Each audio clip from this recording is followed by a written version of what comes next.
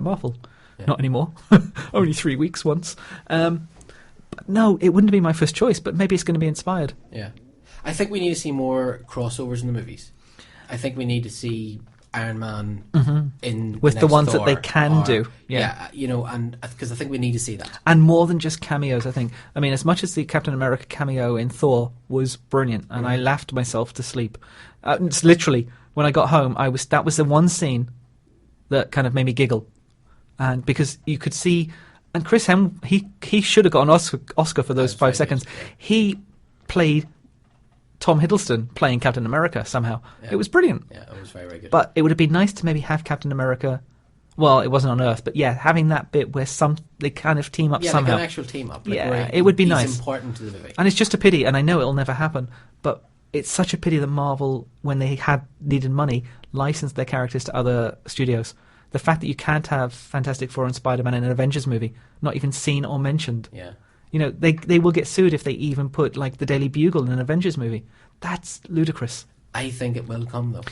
Well, what they should do, the studio should realise that if they work together, they'll make more money. Yeah, I think it will come. I think there will be a day where they will be allowed to have a Spider-Man in one scene, or they'll be allowed to... I think that's going to come. And hopefully it's not just because, like, with Ghost Rider, you know, they've got panned so much for Ghost Rider 2 that they gave the character back to Marvel. Yeah. You know, it was like, please, take him back.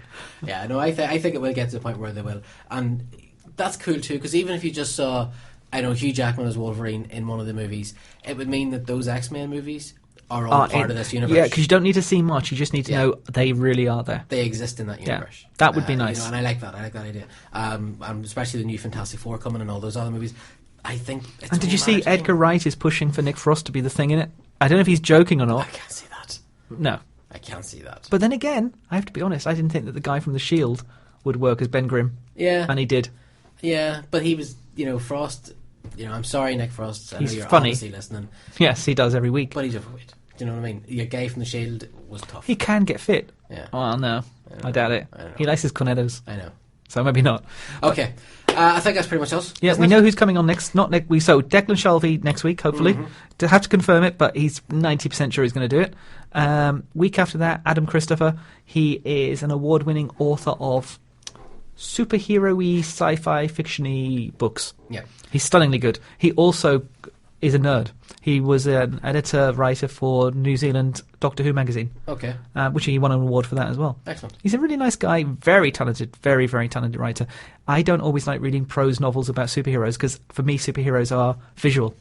But Empire State, and especially his a novel he had called Seven Wonders, converted me to reading more prose about superheroes. So he's that damn good.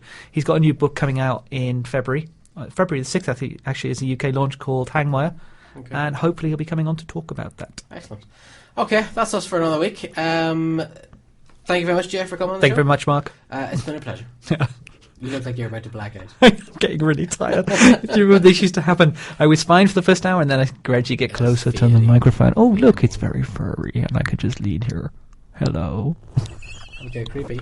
But yes, thank you very much for coming on the show. I know, I love it. And also, we're talking... It still amazes me, and I still love it after, what, a year, 2 years? This is my second year? Possibly. Must be. I can't remember. Who knows? Talking to people in Las Vegas and New York last week, I think, and people like Todd McFarlane. We schedule a 50-minute interview with Todd McFarlane and end up breaking Spreaker and everything else because it makes it worthwhile. And we know that people like him, people listen, so it's good. Okay. And Shorty, not Get Shorty. We're not calling you short. www.shorty.com/nerdfollowing. Otherwise, I might have to fade away. And we don't want that. We don't want me to fade away. Yeah, thank you very much. Thank you. And we'll have you back in the show very, very soon. Yes. Hopefully sooner rather than later. Because you do disappear from time to time. Well, normally I disappear when I'm kind of, just slightly under the weather. Yes, teetering on the brink. I like the slightly under the weather term.